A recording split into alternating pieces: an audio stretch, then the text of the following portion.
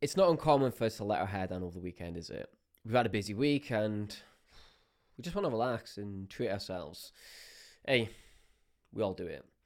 But unfortunately for many, including myself, the calories we consume over the weekend can easily offset the deficit created through the week.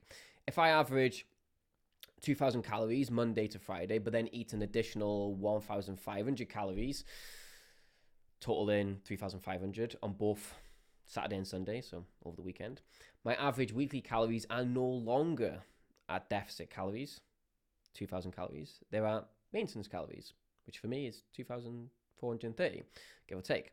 In other words, I'll maintain my weight on this amount, even though my diet was impeccable 5 days of the week.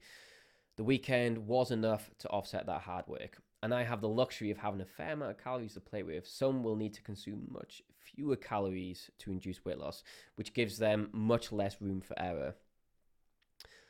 I'm not saying you shouldn't indulge a bit on the weekend. God knows I love my Kentucky Fried Chicken. We just need to be fully aware of the impact this will have on our progress. Many people completely discount the calories they consume over the weekend when reflecting on their week. I could look back on my weekly intake and be astonished that I've not lost weight. It's only when reflecting on the weekend and counting that towards my average calories when it all starts to make sense. My metabolism didn't turn off this week. I'm not defying the first law of thermodynamics. I'm simply derailing my progress by smashing back Kentucky Fried Chicken like they're going out of business. When reflecting on weight loss progress, a brutal yet empowering question is, what's more likely? My body's defying physics, or I'm eating more than I think? Food for thought. Awareness will allow us to make better decisions in future weeks.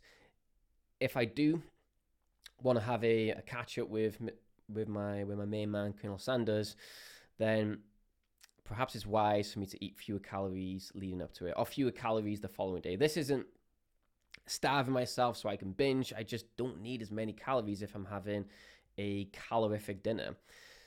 The calorific weekends don't just impact weight loss progress, they also impact muscle building progress.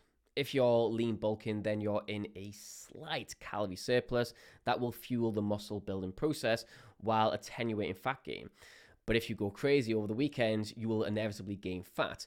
Fat accumulation will desensitize your body to nutrients such as carbs and protein, which isn't ideal from a muscle building perspective. Ultimately, this means we'll need to cut sooner.